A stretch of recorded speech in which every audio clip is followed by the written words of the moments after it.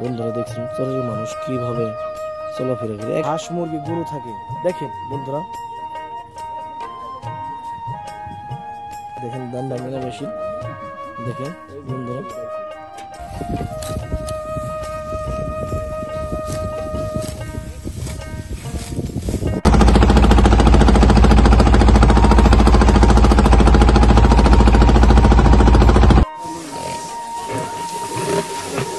একদিকে কতদিন চাউল দেয়।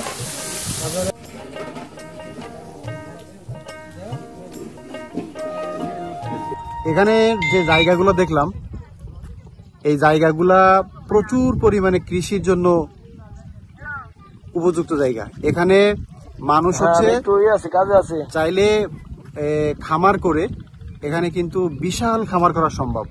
হাজার হাজার শত শত বিঘা চর এখানে কিন্তু দেখা যাচ্ছে, যেগুলাতে প্রচুর ঘাস।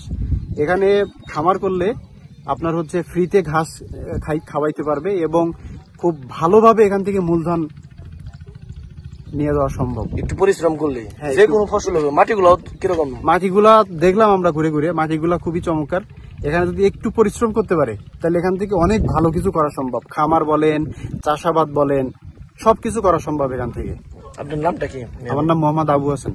অসংখ্য ধন্যবাদ। আগে যেটা দেখলাম সেটা হলো যে খুব মানে মানিকগঞ্জের ওই সাইড থেকে, নদীর ওই পাড় থেকে মানুষজন এসে এই সাইড থেকে তারা ঘাস কেটে নিয়ে যাচ্ছে তাদের গাভীর জন্য। তো মানে খুবই কঠোর পরিশ্রম করার পরে কিন্তু এখান থেকে ঘাস নিয়ে যাচ্ছে। তবে একটা সুবিধা যেটা, সেটা হলো যে এই ঘাসগুলা কিন্তু তারা ফ্রিতে নিতে পারতেছে। তো তাদের গাভীর জন্য ম্যাক্সিমাম হচ্ছে প্রায় 9-10 মাস কোনো খুব বেশি চিন্তা করা লাগে না। এখান থেকে ফ্রিতে তারা খাবারটা পায় গাভীর জন্য। এটা। আপনার দেশের বাড়ি কোথায়? আমার গ্রামের বাড়ি হচ্ছে খুলনা ডিভিশন, সাতক্ষীরা জেলা। আমি বর্তমানে ঢাকাতে আছি। তো আজকে হচ্ছে আমরা এই গোয়ালন্দ চরটা দেখতে আসছিলাম, যেটা হচ্ছে মানিকগঞ্জে অবস্থিত। মানে খুব বেশি উপকারী তাদের একটা জায়গা। এবং তুমি নিলে পরে দূর থেকে আসলে পরে যদি আইসা জমি টমি নেই, প্রতারিত হবে না তো? না না না, আমরা কিভাবে নিলে প্রতারিত হবে না একটু বলেন তো। আমরা মনে করেন যেভাবে নেই, সোনকালি এখানে তো বর্গা নিলে পুষবে না, সোনকালি নেই, বুঝছেন? সোনকালি বেশি, বছর সোনকালি। কত টাকা নেন? এটা মনে করেন যে 2500, 3000, 3500। কারণ আমাদের ভিডিও দেখে অনেক অডিয়েন্স আছে বাংলাদেশে, যে কোনো প্রান্ত থেকে আসে। ধরেন কিশোরগঞ্জ থেকে আসে আমাদের। আমি বলতেছি কথা হতো, আপনারা চোখেও দেখতেছেন। ভাই আপনার দেশের বাড়ি কোথায়? আমার দেশের বাড়ি শরীয়তপুর। এই শরীয়তপুর থেকে এই মানিকগঞ্জের চরে এই শুধুমাত্র প্রকৃতির টানে এসে পড়ছেন? প্রকৃতির টানে চলে আসছি। আপনি যে ঘুরলেন, দেখলেন এই চরের বুকে যে ঘাস বা এই জমিগুলো কিরকম লাগলো আপনার? অসাধারণ, এক কথায় অসাধারণ জমি। যেহেতু এখানে অনেক ধরনের ফসল হয়, ভালো ফসল হয়, এই জমি দেখতে তো অবশ্যই ভালো লাগে। কারণ এটা হচ্ছে ন্যাচারাল জমি। ন্যাচারাল জমি আপনার সবসময় নিজের কাছে ভালো লাগবে। আর এই প্রকৃতি সবসময় আপনাকে একটা আলাদা অক্সিজেন দিবে। গরু আছে 7টা। আসসালামু আলাইকুম রহমতুল্লাহি ওবারাকাতু। বড় বড় মতো নতুন আরেকটি ভিডিওতে নিয়ে আসলাম গোয়ালন্দের চর।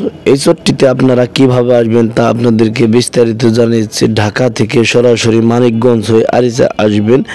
আরিচা খেয়াঘাট পার হয়ে এই গোয়ালন্দ চরে পৌঁছে যাবেন।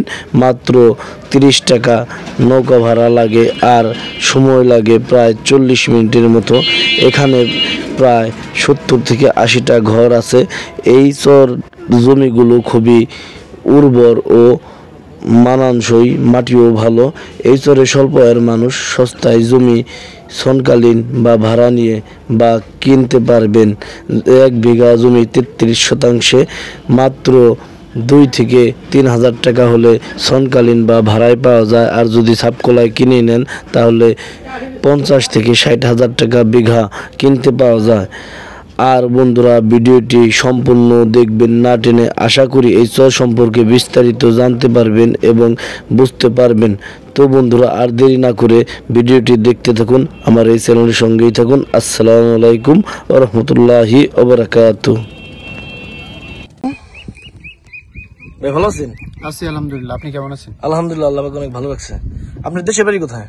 আমার গ্রামের বাড়ি হচ্ছে খুলনা ডিভিশন, সাতক্ষীরা জেলা। আমি বর্তমানে ঢাকাতে আছি। তো আজকে হচ্ছে আমরা এই গোয়ালন্দ চরটা দেখতে আসছিলাম, যেটা হচ্ছে মানিকগঞ্জ অবস্থিত। তো এখানে আমরা মাত্র আসছি, তো আমরা মানে কিছুক্ষণ আগে যেটা দেখলাম সেটা হলো যে খুব মানে মানিকগঞ্জের ওই সাইড থেকে, নদীর ওই পাড় থেকে মানুষজন এসে এই সাইড থেকে তারা ঘাস কেটে নিয়ে যাচ্ছে তাদের গাভীর জন্য। তো মানে খুবই কঠোর পরিশ্রম করার পরে কিন্তু এখান থেকে ঘাস নিয়ে যাচ্ছে। তবে একটা সুবিধা যেটা, সেটা হলো যে এই ঘাসগুলা কিন্তু তারা ফ্রিতে নিতে পারতেছে। তো তাদের গাভীর জন্য ম্যাক্সিমাম হচ্ছে প্রায় 9-10 মাস কোনো খুব বেশি চিন্তা করা লাগে না, এখান থেকে ফ্রিতে তারা খাবারটা পায় গাভীর জন্য।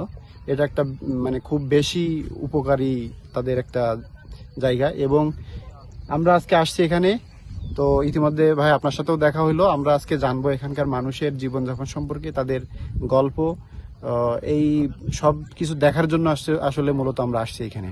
এই যে পরিবেশগুলো দেখতেছেন, মুক্ত শহরের কালো ধোঁয়া, হ্যাঁ, এই পরিবেশের কথা যদি আপনি শুনতে চান তাইলে হচ্ছে এখানে বলবো অসাধারণ। কারণ এইখানে যানজটের কোনো চিন্তা নাই, তারপরে হচ্ছে আপনার কোনো ধোঁয়া নাই, কোনো দুর্গন্ধ নাই, নিরিবিলি পরিবেশ, একদম মানে খুব সাধারণ একটা পরিবেশ এবং অক্সিজেন ভরপুর।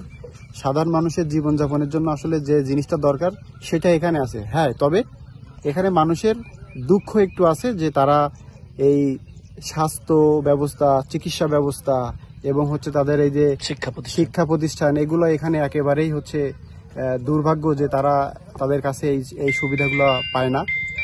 এই জায়গাটা তারা একটু কষ্টের মধ্যে আছে। কৃষি খামারের জন্য কিরকম উপযোগী? এখানে যে জায়গাগুলো দেখলাম, এই জায়গাগুলা প্রচুর পরিমাণে কৃষির জন্য উপযুক্ত জায়গা। এখানে মানুষ হচ্ছে চাইলে খামার করে এখানে কিন্তু বিশাল খামার করা সম্ভব। হাজার হাজার শত শত বিঘা চর এখানে কিন্তু দেখা যাচ্ছে, যেগুলাতে প্রচুর ঘাস। এখানে খামার করলে আপনার হচ্ছে ফ্রিতে ঘাস খাওয়াইতে পারবে এবং খুব ভালোভাবে এখান থেকে মূলধন নিয়ে যাওয়া সম্ভব। একটু পরিশ্রম করলে যে কোনো ফসল হবে। মাটিগুলো কিরকম? মাটিগুলা দেখলাম আমরা ঘুরে ঘুরে, মাটিগুলা খুবই চমৎকার।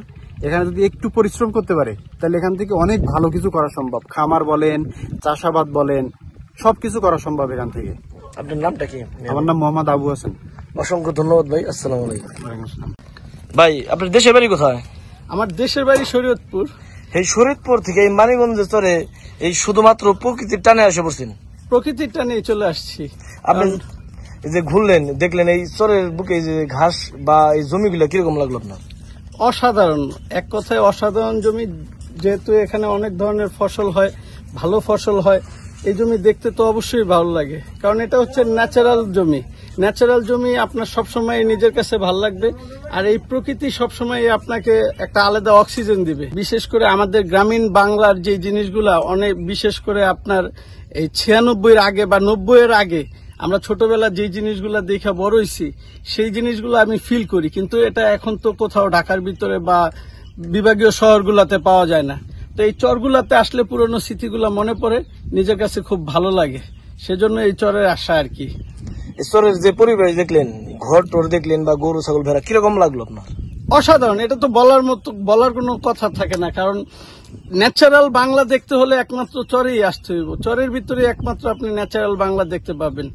এই যে চরের ভিতরে যেভাবে প্রকৃতি সাজে রয়েছে বা প্রকৃতি যেভাবে নিজের মতো করে প্রকৃতি আছে, এটা আপনি অন্য কোথাও পাবেন না। অন্য কোথাও গেলে হয়তো বা নিজের হাতে সাজানো দেখবেন, মানুষের গড়া দেখবেন, কিন্তু এটা কিন্তু আল্লাহর সৃষ্টি, প্রাকৃতিক ভাবে গড়া। তো এই জিনিসটা অবশ্যই আপনার কাছে ভালো লাগবে দেখার জন্য। ওয়ালাইকুম আসসালাম। ভালো আছেন? হ্যাঁ, ভালো আছি। কতগুলো গরু পালেন আপনি? আমি 12টা গরু পুষি। 12টা? 12টা আমার। এই চরে কিভাবে আসছেন আপনি? এইভাবে আমরা এক চরে ছিলাম, এই চরটা নদীতে ভাঙনে ভেঙে গেছে।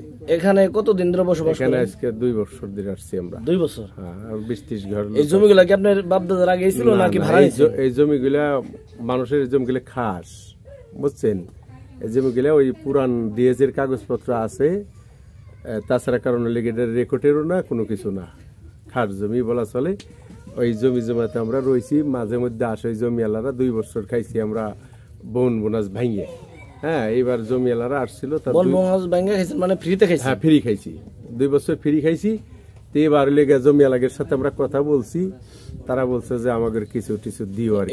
এই পর্যন্ত 2 বছরে কোনো টাকা দিতে হয় না, এবার টাকা দিতে হবে? এবার লেগে কোনো টাকা পয়সা দেই নেই, এবার হয়তো তাদের সাথে আমরা কথা বলছি কোনটাকে আসবেন। হ্যাঁ তাদের আমরা কোনটাকে কিছু টাকা পয়সা দেবো আর কি। তাহলে এই যে জমিটা বললেন আপনার ভাগনা মাটি ফালাইছে, তো কি পারপাসে মাটি ফালাইলো? মাটি ফালাইছি আমরা এই যে গ্রামটা দিই তখন বেকু আনছিলাম, বুঝছেন, বেকু এলে 2300 টাকা ঘন্টা আমরা খাটাইছি। হ্যাঁ এই যে ওই মুরের বাড়িতে ওইখানে এটা আমরা 1 বছর আগে বানছি এই গ্রামটা, আর ওই গ্রামটা 1 বছর পরে বানছি, বুঝছেন। বান্ধব মনে করেন যে ওই ঘন্টা হিসাবে 12 কাটায় 15 কাটা কত 1 রশি নিচে, 1 রশির ভিতরে যে টাকাটা রাখছে ওই টাকাটা ধরেন আপনার ভাগ্নের টাকা 42,000 টাকা খরচ দিয়ে দিল, কিন্তু যে জমির মালিক তার সাথে কথা না বলে কিভাবে আপনি তার সাথে মনে করেন যে জমিটা আপনাদের হয়তো জারি দিয়ে দিই, ঠিক আছে, জারি দিয়ে দিই, আমরা মনে করেন বছর সঙ্গে তার 2,2500 টাকা বিঘা হিসেবে দেব। বিঘা হিসাবে? ওখানে কত শতাংশ আছে? ওখানে কলে গিয়া মনে করেন যে বাড়ির 1 বিঘা আছে, 33% আছে। ওই বিটা টোকের ধরো পালান টালান তো দই থাক 1 বিঘা আছে আর কি। হ্যাঁ 33%। 33% বছরে 2,2500 টাকা দিলে হবে। আর মাটির দাম এখন? হ্যাঁ মাটির দামটা দিবে, আর লেগে 2,2500 বছরে 1 বছরে।